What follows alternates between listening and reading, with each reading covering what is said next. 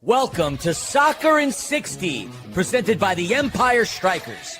Get ready for your weekly look at all the pro soccer teams in Greater Los Angeles. We've got all the news and analysis you need, from LAFC and the LA Galaxy to the Empire Strykers, Angel City FC, and Orange County Soccer Club. Now, buckle up and enjoy Soccer in 60. May old acquaintances be forgot and never brought to mind. That is the classic saying used on New Year's. And Happy New Year's to each and every one of you out there. In modern English, what I just said, it means don't forget old friendships, honor the journey, carry the good with you into the new year. And a more modern version should read as this: may we honor where we've been and stay open to what's ahead. And what's ahead, you ask? I'll tell you. The fastest paced soccer show in SoCal, Soccer in 60, brought to you by SAC Health System. On this show, we take a look at the LAFC squad, the LA Galaxy, Orange County Soccer Club, Angel City, and the Major Arena Soccer League's Empire Strykers. My name's Christian Filliman, better known as Philly, and yes, that was my voice on the intro you just heard. And joining me, the original Soccer in 60 gangster himself, the longest tenured member of the show, Timmy K. Timmy Kolotz. What's up, dude? Happy New Year. Happy New Year, Philly, my man. It's so good to be here, and I've been here so long. My hair used to be black when I started this show.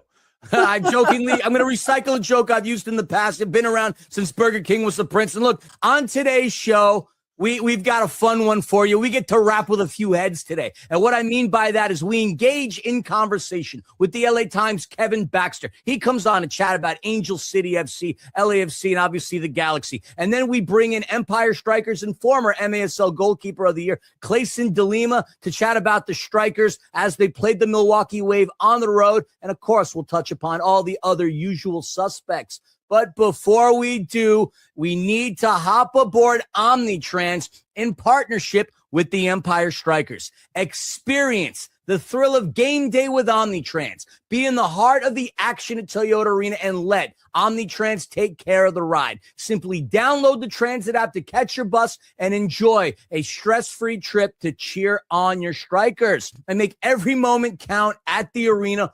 Ride with Omnitrans to hit your next Strykers game up. All right, folks, I mentioned that we're going to be talking with the LA Times' Kevin Baxter. Let's go into that dialogue real quick. Take it away. Production, I'll see you on the other side of the interview. All right, thanks, guys. Sometimes you have a guest on who has so much expertise that you don't get to all your questions. That's when it makes sense to have the same guest on 2 weeks in a row, especially when it's an absolute legend of sports journalism. Kevin Baxter covers soccer and hockey for the LA Times. As I said last week, he has covered 7 World Cups, 5 Olympic Games, a Super Bowl, and let the record show 7, not 6, World Series. I sold him short on that one last time. Mr. Kevin Baxter, welcome back to Soccer in 60. Thanks for having me. Happy holidays. Happy holidays to you. Always great to have you on. Let's dive into it. We have a lot of ground to cover, as always. As I said, we discussed a lot last week. We didn't get to everything. We talked about head coach Alex Strauss, Angel City head coach Alex Strauss last week, and the job he's done so far. Today, let's take a look at the even bigger picture, right? ACFC has had a very tumultuous 15 months or so off the field. Head coach Becky Tweed leaving, not being replaced until June permanently. There was a major ownership change. The GM left. A new sporting director / GM comes in, also a new assistant GM, not to mention a new head coach finally. How would you rate all those changes, and how do they set up ACFC for the future? Well, I think it's too early to tell. I mean, one of the things they're doing with the new front office and the new coach, Alexander Strauss, the fourth coach, if you include interim coaches, the fourth coach they've had in 4 seasons. Only one winning season, only one playoff appearance. It's kind of starting over again. And I think you saw a lot of transactions toward the end of last season, the middle of the summer, toward the end of the season. 27 transactions in all last calendar year, or the first 10 months of the year. So it's clear that they're trying to restructure. I think they have the club now, the roster now. I don't think they're finished, but I think they're close to having the roster now that the new front office wants, that Alexander Strauss wants to play with. It puts a lot of pressure on the team this year. I mean, we know that attendance is down. Interest in the team is down again in 3-4 years, and they made one playoff appearance and lost that game. Fans are getting impatient, and so there is a lot of pressure on the team to win this year. The front office has said this is a 3-year process, that they think it takes 3 years to build a winning team in NWSL, but they've also admitted they don't have 3 years. I think they have to show progress this year, because this is the roster they wanted, this is the coach they wanted, and now they're just going to have to put it all together. And I'm not sure, when you look at the roster, that I would have a lot of confidence that this is a team that is set to dominate games in all phases. Since you're touching on the player personnel, let's stay on that subject for a second. A lot of player moves happened during and after the 2025 season. We touched on it briefly last week. Again, Kristen Press, Ali Riley, Alyssa Thompson, Alana Kennedy, Katie Zellum, Amy Vignola, Megan Reed, Miyabi Mariah, Madison Hammond, all are gone. Sarah Dorson came and went. Now the team has acquired late in the season and during the offseason Svendis Jonsdottir, Neely Martin, Hina Sugita, Evelyn Shores, Hannah Siebert, and Priska Chilufya. At this point, how do you rate each position on the field, and where will the scoring come from in 2026?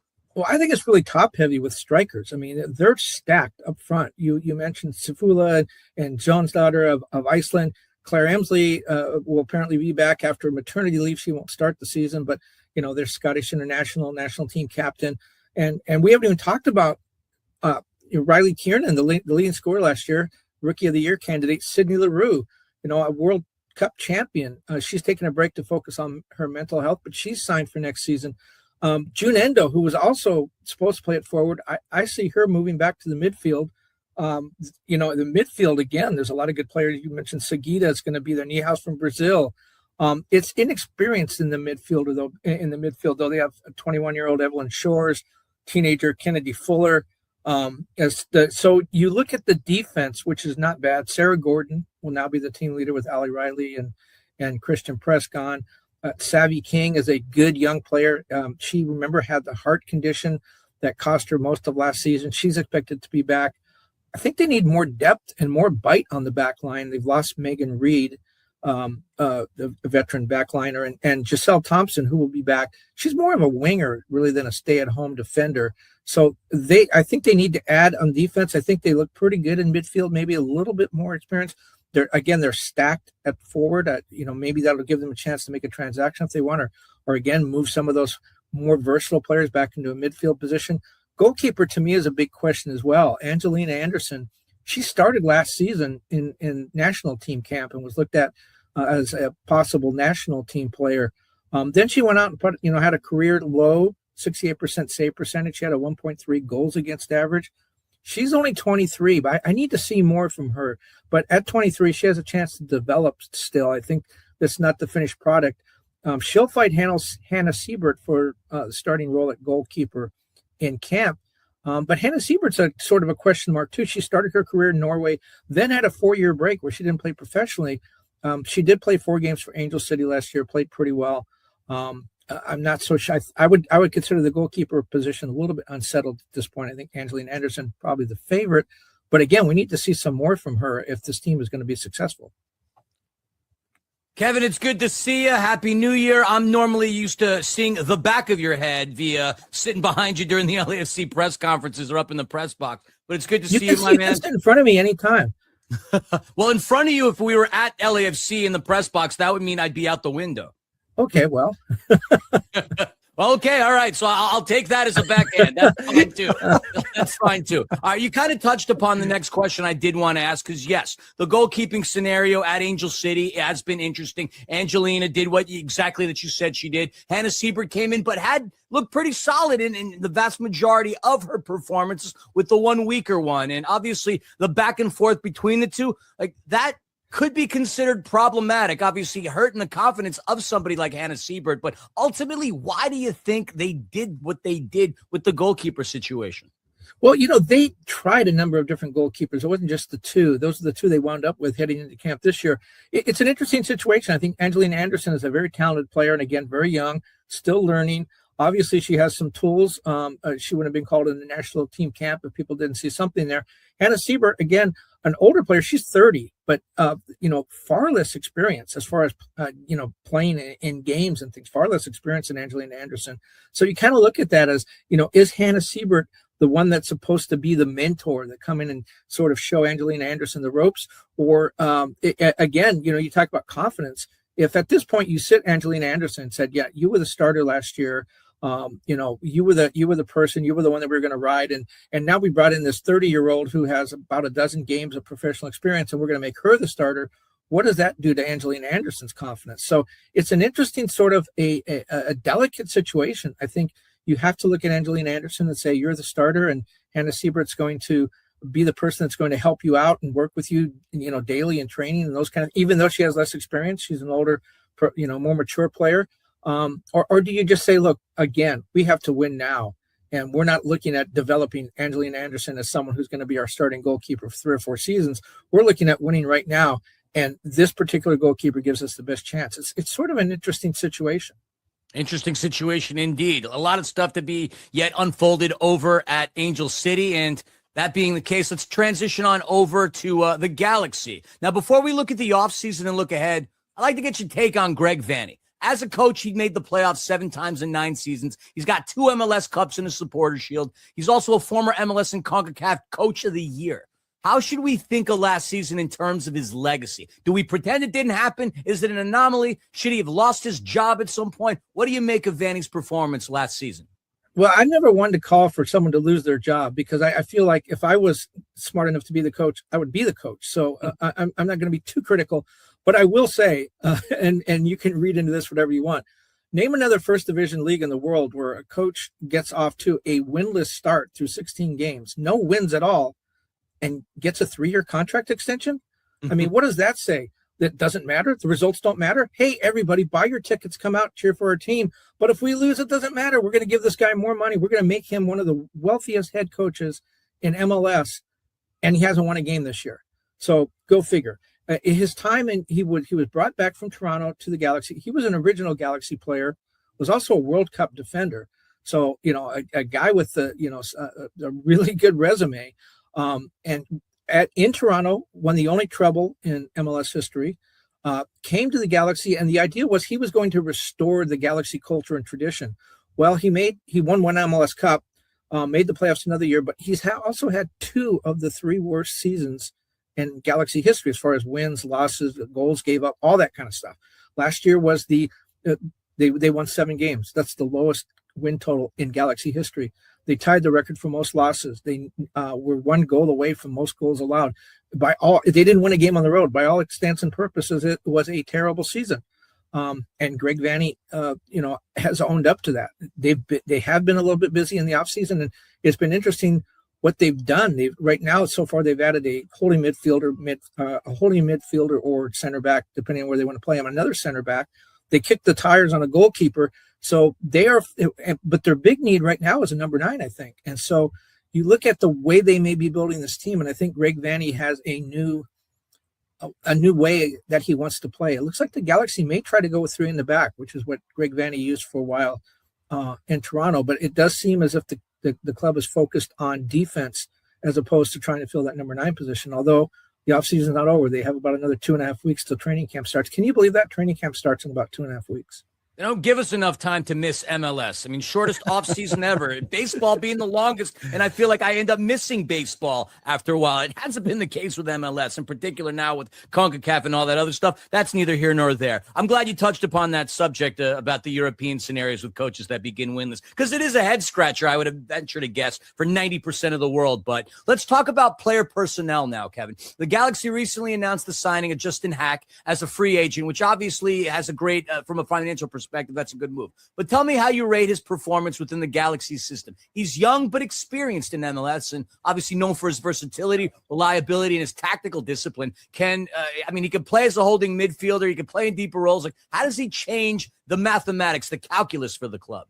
Well, before this, we talked about this last time, I believe. They added Jacob Glasnes, who they signed or traded for. He's going to make $1.3 million next year. He's a veteran, early 30s midfielder.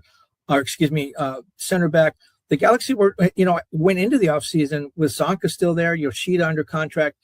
So they add Glesnes, and he's going to, at that salary, he's going to start. And now they add Justin Haak, who can play center back, can play holding midfielder. So there's something going on here. There'd be some more moves. I think Zonka and or Yoshida will either move. Yoshida's talked about going back to play in Japan. The Galaxy have the opportunity to buy out one of those contracts. But you talk about Justin Haak. This guy is interesting in a number of different ways, aside from what he brings on the field. Let's just talk about the contract. He played 10 years in the New York City system, if you include the academy and first team. Last year, he started every game. He was 5th in the league in minutes for an outfield player. It was his first season as a starter. I mean, and he made $265,000 last year.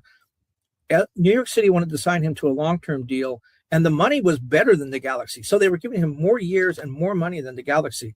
The Galaxy were limited because they were signing him as a free agent. We're limited to what they could pay him. They can pay him about $850,000, which my understanding is that's what the contract is. It's a year with a option to buy. So why would Haak at his age, 20, I think he's 24 now, why would he turn down a long-term contract with more money? Because he also got some interest from Europe. And I think looking at him as a center back, holding midfielder, a defensive player at a young age, he's a guy that would be very attractive, I think, to some European clubs, and he did get some interest in Europe. I think what he and his agent are looking at is, look, after the World Cup, we know there's a lot of player movement. Guys retire, guys move on to other clubs. They're hanging in there through the World Cup. I think he thinks that he may have an opportunity to go to Europe and didn't want to get tied down in a long-term deal. The Galaxy also apparently have a handshake agreement with him of if you don't go to Europe and you play well for us, when that option year comes, we will give you the kind of money New York City would have given you. So that it's kind of like a little handshake agreement looking to the future.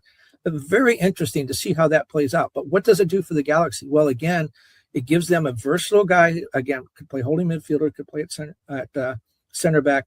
Gives them a chance to play 3 in the back if they want, with a couple of wingers, Yamani and John Nelson. They have some opportunity to do some things on the wings. Aude coming back as well. So defensively, it makes them look good. We've talked about the Galaxy trying to build that spine. They're going to get Ricky Puig back. He'll be in the midfield. They now they look like they've got some real depth at center back. Expect some more moves just to make the salary work. They did kick the tires on Dane St. Clair as a goalkeeper before he went to Inter Miami. So they are potentially exploring options at goal. They gave up 66 goals last season, second worst total of all time for the Galaxy. Another thing they need to do, though, is they really need to find a number 9. They have Christian Ramirez right now. Greg Vanny is on the record as saying he's just not mobile enough for the kind of way that they want to play. So expect them to go out and get a number 9, maybe to look at goalkeeper, and then to make a couple of moves with Yoshida, Zonka, maybe Nascimento, probably not going to come back on loan for Botafogo. I think he's going to stay there. But they do need to fill that number 9 position, and they've got 2.5 weeks to do it. Just to kind of piggyback of what you're saying real quick, and then I'll let Gunnar say something. Maybe Yoshita's smart going back to Japan, because apparently you can play up till you're 58 years old if you're healthy. Exactly. Enough. Shout out King Kazu, man. That's crazy. Well, a couple of things about Yoshida, though. He's going to make he made $844 last year, and it's a 2-year contract, $844,000. So we would expect that that's about what he's supposed to get next year. He told me he wanted to stay in LA through the World Cup. He thought he had some opportunities as a broadcaster, perhaps here. With Japan coming to play. But all of a sudden, opportunity to play in the Japanese league, to return to the Japanese league, came up. He thinks he might have an outside chance at the national team to play in the World Cup. So all of a sudden, he's got a little interested in Japan. The Galaxy would very much like to get rid of that salary because, Yoshida would be on the bench to start the season, and that salary is a wash with Haak. So, you get under the salary cap right away. But the one thing is, Yoshida is the glue in that dressing room. They can't afford to bring Diego Fagundes back now after signing Jacob Glesnes. That's the money that the Fagundes money went to Glesnes. So I don't think Fagundes is coming back. They need some leadership in the locker room. They don't have it right now. Gabriel Peck doesn't have the language skills to do it. Joseph Paintsil is not really the kind of guy that does that. Ricky Puig is not really a leader in that way, where he, where he sort of takes the whole team under his shoulders. It's got to be Yoshida, or someone else has to emerge. And so that's where maybe Yoshida where the Galaxy have to swallow hard if they decide to lose him, because now they have no leadership. And we saw what happened when Sasha Kljestan left. Sasha Kljestan was not a guy who played a lot, but he was a leader. And once they lost that glue, they went out and had that 8-win season. Yep. Coming back to Yoshida for just a second, I'll add, if my information is correct, it might have been his hometown club in Japan that contacted him with that, which, I mean, if any of us could play for our hometown club professionally in our country that we came from, I think that's hard to pass up. But since we're talking about player personnel, let's do the same with LAFC. Let's talk about the most recent development, right? LAFC signs Jacob Schaffelburg, a Canada international, a dynamic mobile winger, cost the club a decent amount of money. With Son and Bouanga up top now, how does Schaffelburg, in your opinion, impact the way this team can now play? How do you rate the move overall? And what does it mean for, say, a Nate Ordaz or a David Martinez? Well, I mean, Martinez is sort of the guy of the future, right? They're still kind of grooming him. I thought Ordaz was a really, really good player. I still think he's a really good player. He's kind of fallen out of favor, though. It seemed at the end of the season, he was playing a lot at the beginning, not so much at the end. Remember, he had that big goal against Inter Miami in CONCACAF play. I really thought he was the guy that was on his way up. And then he sort of, like I said, fell out of favor. We'll see what happens. We got Marc Dos Santos coming in. Is he still going to play a 4-3-3? Is he still going to have 3 men up top? If so, Schaffelburg, Ordaz, and especially Martinez, I think will get some playing time. The problem, though, is, those 3 players, Martinez, Schaffelburg, and Ordaz are young players who want to make their mark.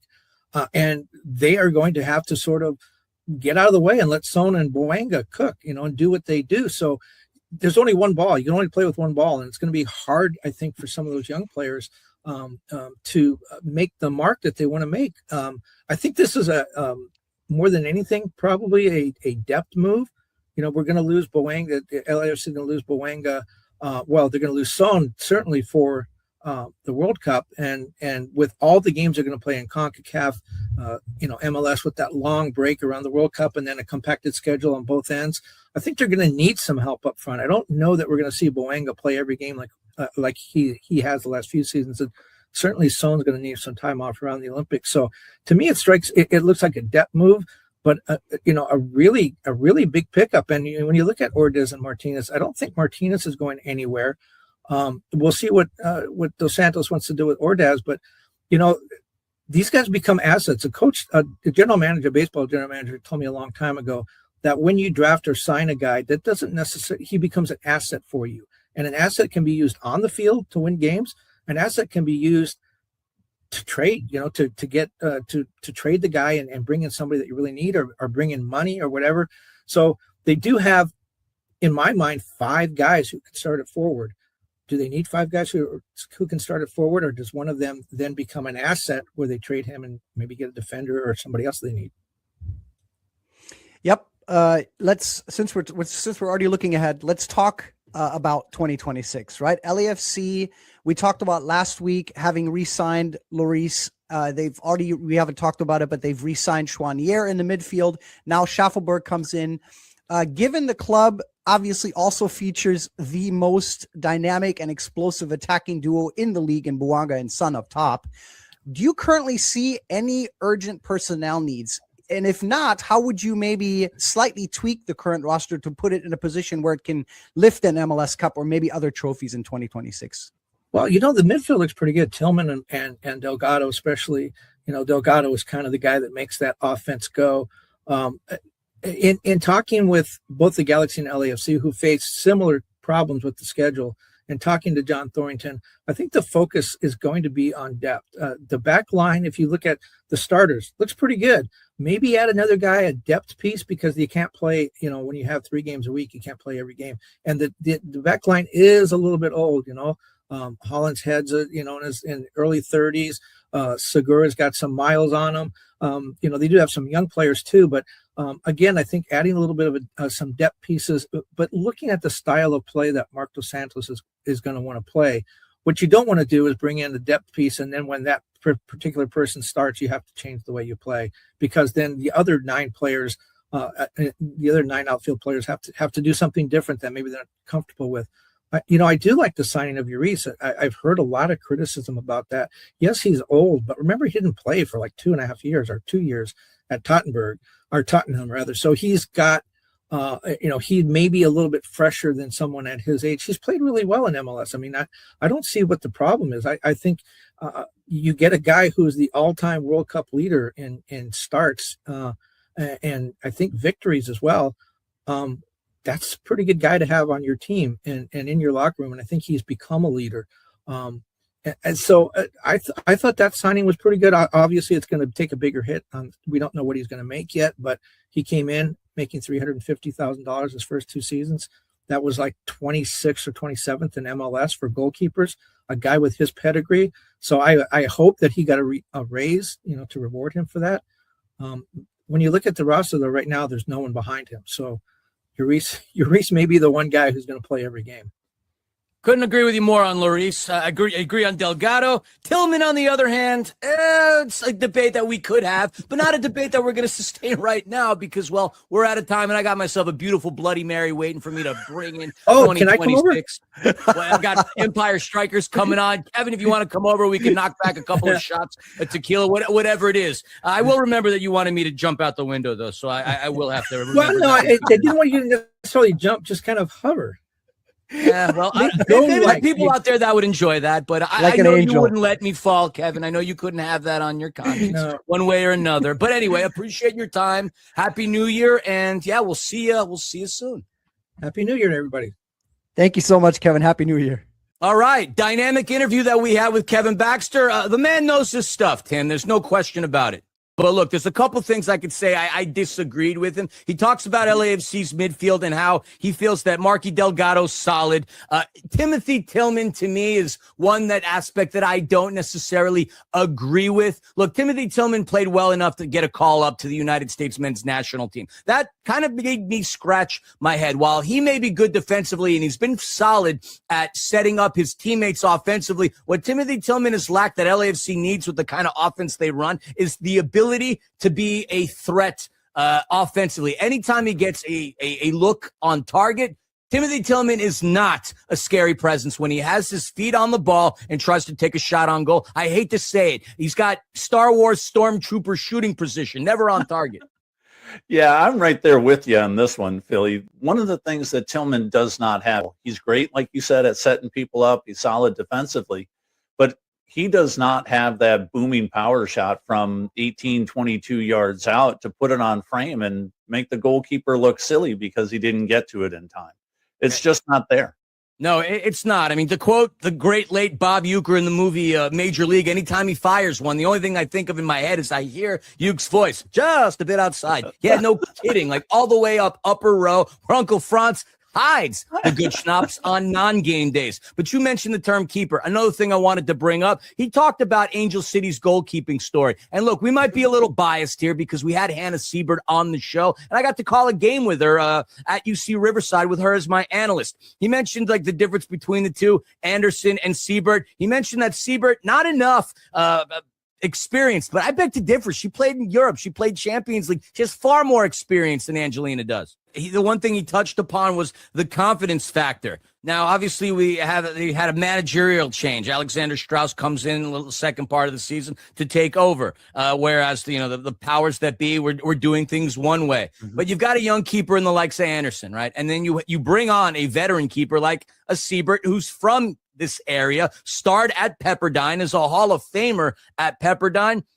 What does it say to each of those keepers? Because it's got to leave some question marks for both of them. Anderson not necessarily feeling confident that she's the number one, and then Siebert thinking to herself, well, why the heck did you bring me out here? Yeah, it's cool to be back in California, but what are your intentions? Because she was playing very well until the one game where she didn't, and then she got replaced back to Anderson. I don't know. What does that do for a keeper's confidence? I think it kind of shatters it. I really do. I think if you've got a keeper that is playing really, really well and then you have one off game, it's kind of like pulling the goalkeeper in hockey, right? You pull them out in the second period after they get shelled. What do you do the very next game? They are the number one starter. And even if they get shelled in that next game, you leave them in there because that's the only way you build confidence. So some of the choices that were made, I think there was a little bit of, hey, we really need to make the playoffs. And then probably about the last 4 or 5 games, they're like, nah, maybe we don't have to make the playoffs. And maybe it's better that we don't this year so that they can regroup, figure out what they're really going to do, and figure out who the true number one is next year, Philly.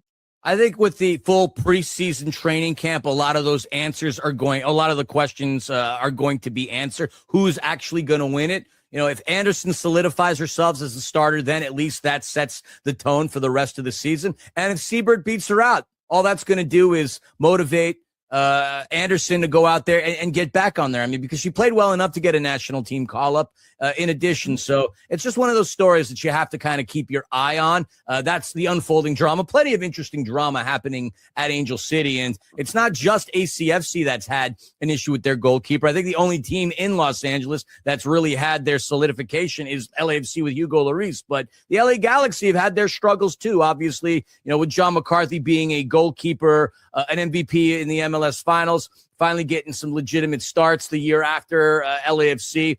But then, you know, now you got Mitrovic, McCarthy's gone. I mean, that's just another chaotic saga within its own right.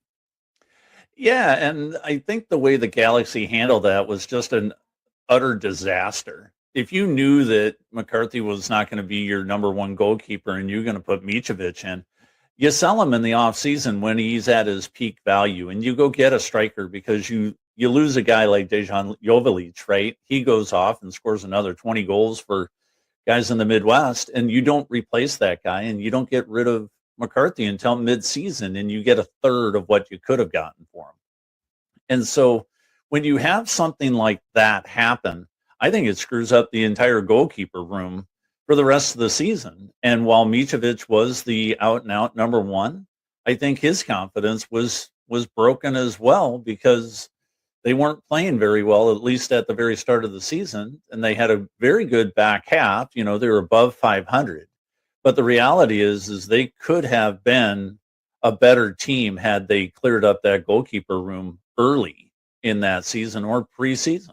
I mean, that's debatable as well. Obviously, you know, offensively, they weren't exactly a juggernaut either. I mean, McCarthy didn't play poorly. I thought McCarthy actually had a much better showing in between the sticks than Mitrovic did. Now, I may be slightly biased, obviously, with his tenure being an LAFC player and having seen him succeed with LAFC, hoisting a cup. Obviously, he did that as well with the Galaxy. But in my opinion, I do think J-Mac was the better keeper. Is he older? Mm-hmm. Yes. Is Mitrovic potentially somebody that they would bill as the future of things? I don't think J-Mac is long for the scenario, although in goalkeeper years, he's still pretty young. I mean, look over at Italy. Gianluigi Buffon made it to his 40s. Now, I'm not saying that J-Mac is Gianluigi Buffon. Don't get me wrong, but I do think he has stood out much better than Mitrovic did. And the back line didn't do either of those keepers any kind of justice. Obviously, Ricky Puig coming back in the next season will change things. I don't foresee the Galaxy having a repeat performance coming up into 2026 as they had in 25.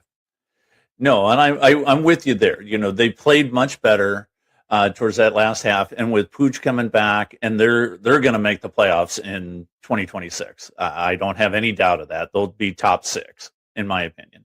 But they did need to do something with that goalkeeper room. You had JT, you had Mitrovic, and you had Johnny Mack in the goalkeeper room. All right, National Core. National Core is one of the nation's largest nonprofit affordable housing developers and a proud sponsor of the Major Arena Soccer League's Empire Strykers. At National Core, they believe that soccer has the power to transform lives just like they do.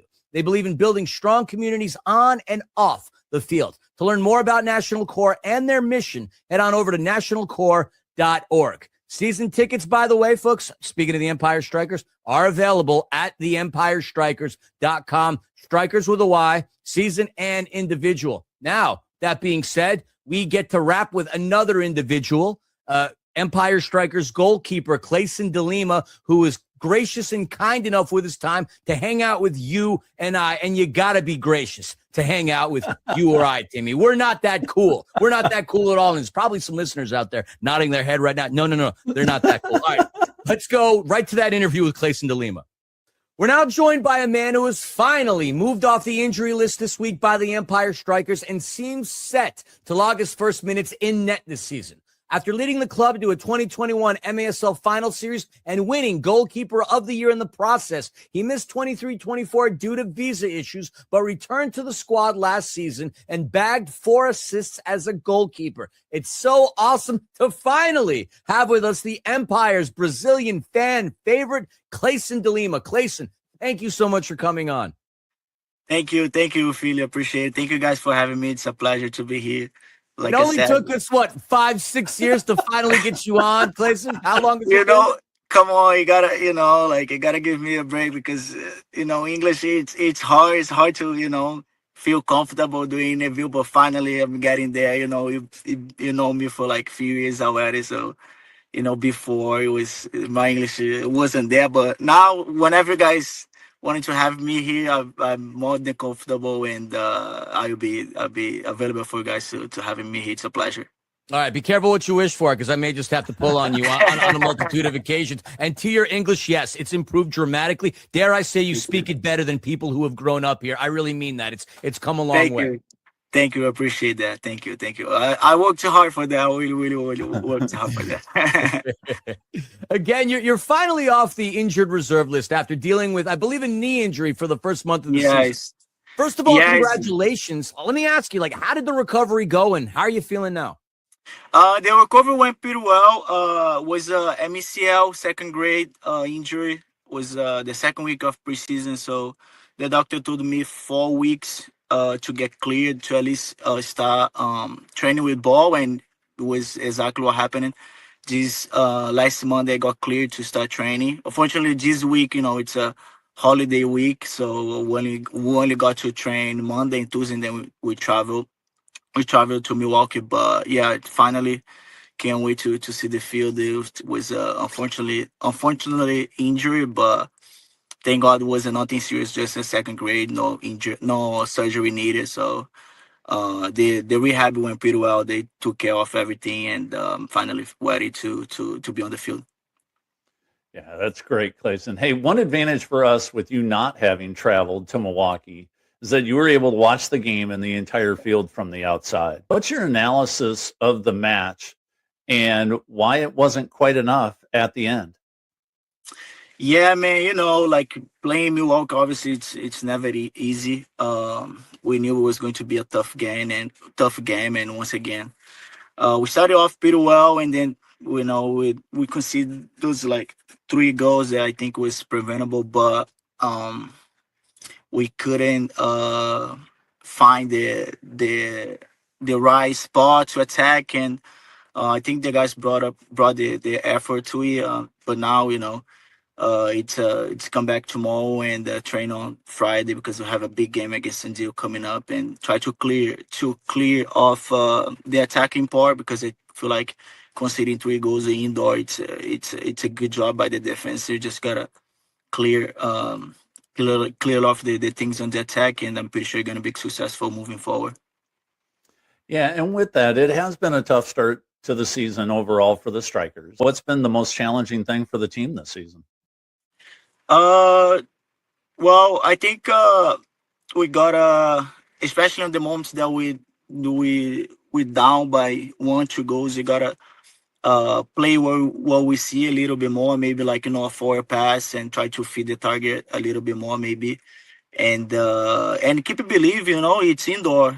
Philly knows, the year that we made it to the championship final, there was a lot of games that we were down by 3-4 goals, and we kept believing and kept going forward and try to find the goal, because indoor it's a very momentum game, and once you find 1 goal, we just saw right now the Milwaukee against Utica. They were down by 4 or 5 goals, and they still came back. I think we gotta find a little bit more of there. Try to find those goals and flip the momentum. Yeah. So your fellow Strikers keeper, Brian Orozco, has said that he's heard from several opposition players about how they really focus in on the Strikers because you guys have got your innovative tactics, and then they bring a totally different style to the game against you. Is that something you're seeing as well? Yeah, for sure. Yeah, we're getting, well, like I said, last year was with something like you said, something new that all the teams were trying to adapt, but in the moment of the play. But now they have all the tape and they get to study the way that we play, and obviously it's making harder on us. We gotta definitely like adapt to about there a little bit more for sure. And finally, you already brought it up. Let's look ahead to Saturday at San Diego. Game's going to be on FS2, which is awesome. Main event, primetime live. It's an important one. You'll have to pull off another away win with your rivals in order to avoid dropping to 1-5. The Sockers have made great strides since starting bumpy to the start of the year with a road win over Empire and Tuesday's 8-0 dismantling of Tacoma. What have you seen from San Diego lately, and what are the keys to succeed for you guys? Against San Diego, you already know it's always a tough game. They have a great squad. And I think for us, the key thing is to forget about the game today. Obviously, try to clean up the things that we have to clean up, and come into San Diego with a fresh mind and believing that we can pull the win again, and come into the game like strong and try to get the lead and go from there. Well, we certainly believe in you, Claysson, and the team, so we wish you lots of luck. Obviously, this being aired on New Year's Day, all the best. Happy New Year, all the other stuff. And I toast to you, my friend. I'll have a caipirinha in your honor later. Oh, that sounds amazing. Thank you. Thank you guys for having me. I really appreciate it. And Happy New Year's to you guys. Wish you guys a great year with a lot of blessings. Thanks, Claysson. Happy New Year, buddy. I got to tell you, I've known Claysson for a number of years now. His English absolutely has improved 180 degrees. When we started that Striking Fury podcast, my wife and I, Panda, he didn't want to come on the show because he felt self-conscious about his English. Oh, my God, he speaks English better than some people who grew up here. Yeah, for sure. Now we just need to learn how to speak Portuguese, Philly, and make them a little bit more comfortable. All I know how to say is caipirinha, which is obviously a very popular drink in Brazil. I can go for a couple of caipirinhas right now. And some churrascaria as well. Look, let's talk about the Strikers' performance. Mm-hmm. Defensively, let's start with a glass half full approach. Defensively, they only allowed the mighty Milwaukee Wave to score 3 times, which is great. In most cases, that'll earn you a dub. But on the other end of the equation, when you only score 1 goal, that's not going to enable you to be placed into a position where you can find yourself a dub. The Strikers just dropped their 4th in a row. What is going on? Yeah, this one was tough to watch, Philly, because, and Claysson mentions it, that once the other teams get up by a goal or 2, they can kind of just sit back and play a much more defensive-minded game, and they don't have to score 4, 7, 8 goals like you have to in a regular indoor soccer match, because it just seems that the Strikers are playing a lot higher umbrella. They're playing up near the center circle versus down towards the arc, and it's impossible to score from the center circle, Philly. Are you talking umbrellas because it's raining profusely out in your neck of the woods? Yeah. Is that why you're talking about bringing out an umbrella? It's a soggy Southern California afternoon there, Philly, yes. Yeah, it's our version of torrential storms that are going on in the Midwest and places like Utica, by the way. Crazy game that was. A lot of great games, actually, within the MASL. I mean, Randy Martinez, formerly of the Empire Strykers, had the game winner to help St. Louis beat the Kansas City Comets. Crazy. But anyway, I digress. Willie B., the goalkeeper for Milwaukee, made 11 saves. And as we were looking at the Strikers' offense, believe it or not, they ended up outshooting the Milwaukee Wave. It was neck and neck in the first half. Obviously, we have a 1-1 scoreline that the stats eerily similar. In the third quarter, not a lot of action, but the Empire Strykers would end up having 4 shots to the Milwaukee Wave's 3. Unfortunately, in the third quarter, the Wave were able to capitalize. When you fire 3 shots and score 2, that's pretty darn good. But then in the fourth quarter, the Strikers ended up having 8 shots, which at the end of the day put them up throughout the duration, the entirety of the game, 21-14. But it didn't look that way, Tim, in particular with the last minute or so, the last 90 seconds. They had the 6th attacker on. No shots fired off in the last frame. What is that? I mean, wasting time to find the space. Obviously very concerned with not conceding a goal when you utilize the 6th attacker.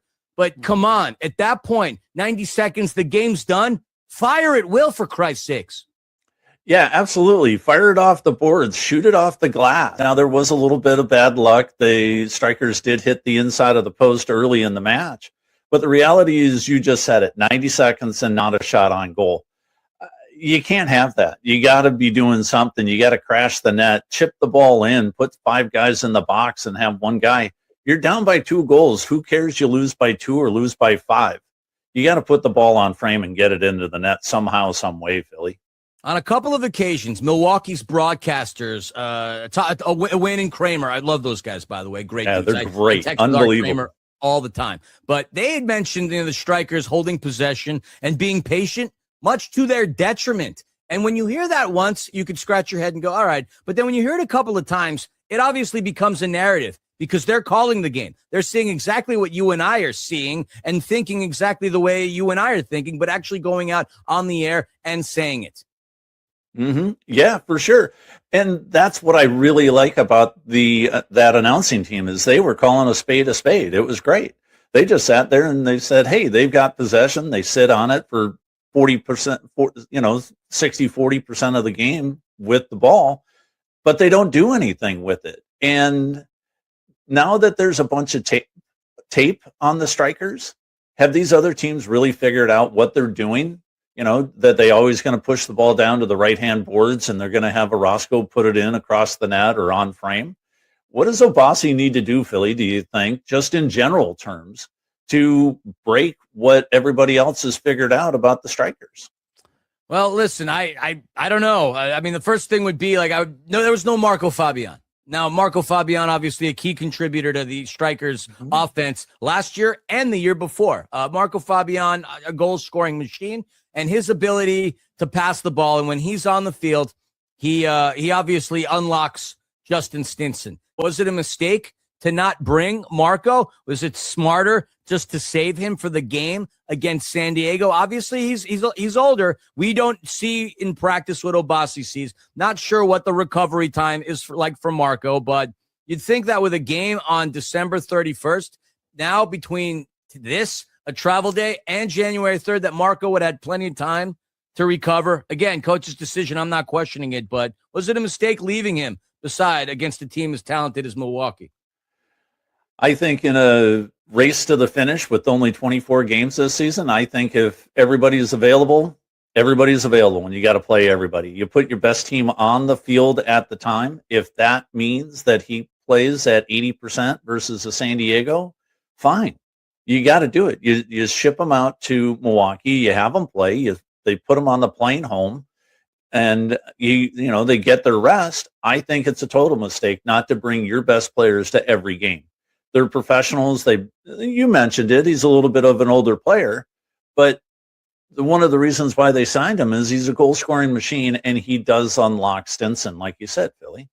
Yeah, I mean, So again, a head scratcher. I'm not an X's and O's guy. Otherwise, I would be an X's and O's guy. But the people I guess I feel the worst for are the fans. I mean, it was the first time that the Empire Strykers team / organization has ever made the trip to Milwaukee to play in Panther Arena. So they missed out on getting to see somebody as incredible as Marco. That's a bummer. Now, okay, again, we talked about the glass. Now we're kind of going at it at a glass half empty perspective, but look, Berto Palmer standing on his head. With the exception of the giveaway, defensively, the Strikers have looked pretty good. Now, is that because you've got great players like a Berto Palmer, which obviously is the case, but are they conceding less goals as a result of the backline being efficient, or is it more a result of the team handling possession?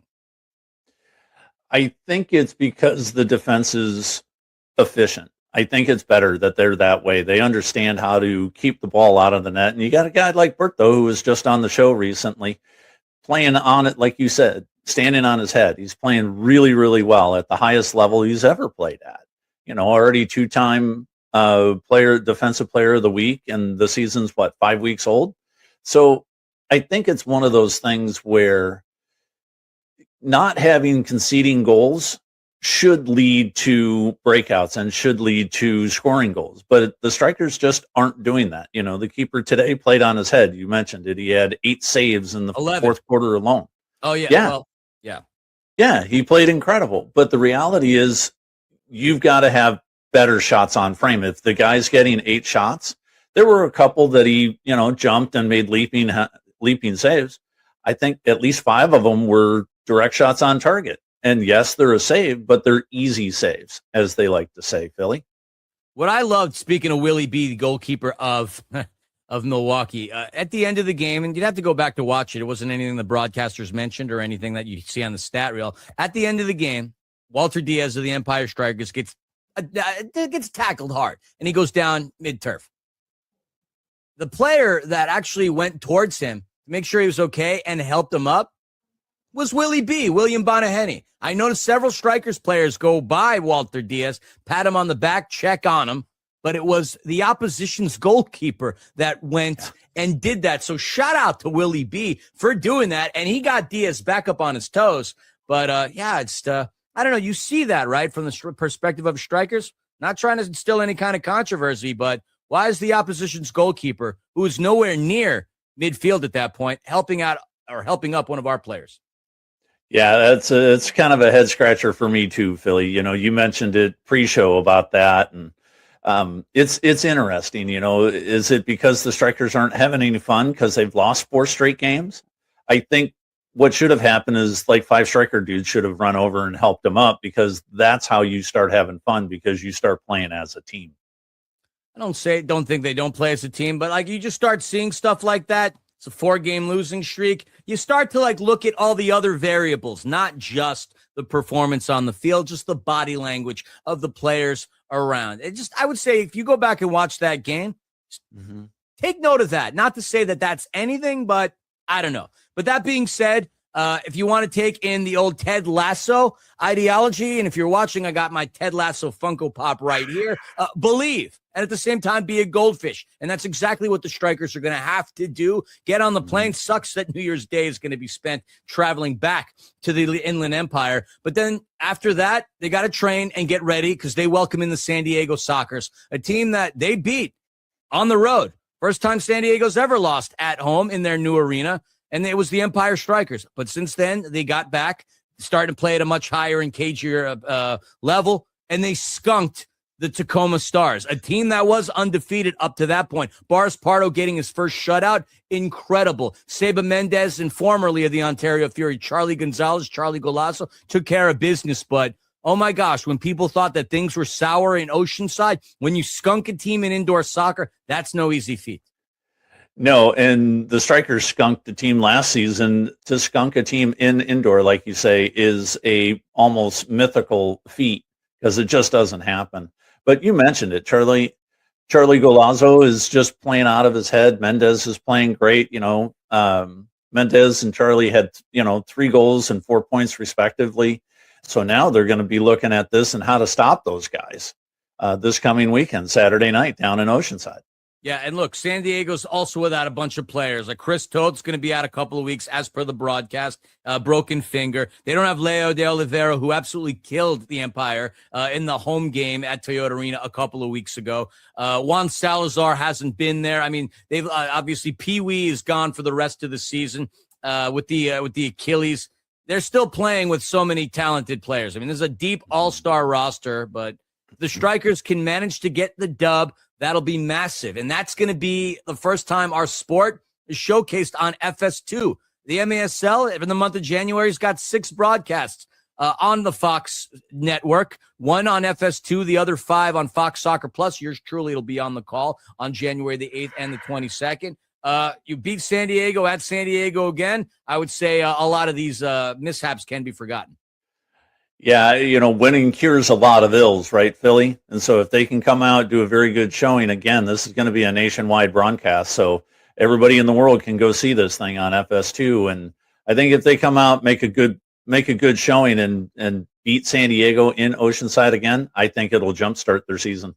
Fingers crossed. So keep an eye out on that. All right, let's go transition on to another club that we talk about on this show. The boys below the orange curtain. Orange County Soccer Club, my man, you are the king of all things OCSC. You rep the OC. You live in the OC. What's going on down there? Well, it's been a little quiet this week, between Christmas and New Year's, and but there's been some big signings. Nico Benalcazar, Orange County Soccer Club's Player of the Year, re-signed. He'll be back for next season. Stephen Kelly. These are the types of players that they need to bring back, Philly, on a consistent basis. They made Tet Cadano their number one goalkeeper coming into this season. He was the star of that shootout the shootout win late in the season. I think this is one of the big things that is really going to keep Orange County on the tips of people's tongues this coming season, and having guys like those come back. Well, they might have a little bit of anxiety because if you go to social media, you can catch Nico Benalcazar hanging with his homies out in Deutschland of Borussia Mönchengladbach. Easily my favorite team name to say. D. Follin. He was hanging out with his homies, Gio Reyna and Joe Scally. Is that indicative of something? Is it a microcosm of ways to think?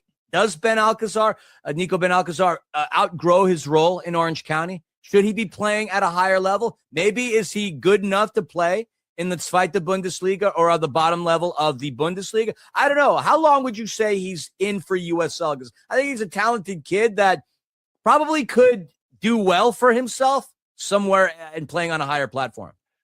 Yeah, and I think those, you mentioned it, those guys are his best friends. He grew up playing with these guys, and so he's known these guys forever. Forever for a 23-year-old, right? 22-year-old. These things, it's 5-6 years. But the reality is, he could be playing at a higher level. Do I think he's there right now? No. Do I think he'll be there by 6 months into the season? Absolutely. I think if he is not in, or at least getting very strong looks by European teams and potentially some of the MLS teams, I think to think that way is foolish. I think that these guys he's already being looked at by some of these higher level teams, and Orange County does have that pathway to Europe. So I think it's really, the future is super bright for Nico. And the one thing that could be said about American players in Germany is they often get a lot of run for their money. So many Americans have gone to Germany, adapted those systems, and thrive. You have to look no further than AC Milan to really understand that truly, in that of Christian Pulisic. But hey, look, Germany's American friendly. Who would have thunk it? At the very least, in the foosball territory of things. Orange County Soccer Club, obviously, they're still selling season tickets. They're not still doing those ownership things, are they, that they used to do back in the day? Nope. And here's the ownership jersey, right? It's got who's got a share of the team. They're not doing that, but the season tickets are on sale right now. You can get a great deal if you hop on over the next couple of days. The big thing is you can really get close, and you can get season seats in the supporter section to every game, all 17 games, for under $160. I mean, where else in the pantheon of sports, other than the Strikers, are you going to be able to go to that many games for that inexpensive a price? Free parking, the whole bit. They play at a great stadium. Absolutely. All right, folks, that's going to do it for us here at Soccer and 60, brought to you by SAC Health System. Don't worry, your friendly neighborhood scarf will be back to host the next show. Just wanted to wish you all a happy and healthy new year. 2026 is upon us. Let's have an unbelievable year. And just want to, again, say thank you on behalf of myself, Philly, Timmy K, our producers, Gunnar and Christian, Scarf, and Ananda, Rob. Nothing but love. Don't forget to subscribe on all your podcast platforms at the Empire Strykers. Subscribe as well, and we'll see you in 2026. Hasta la pasta, hasta la bye-bye. Mwah. Bye-bye. Mwah.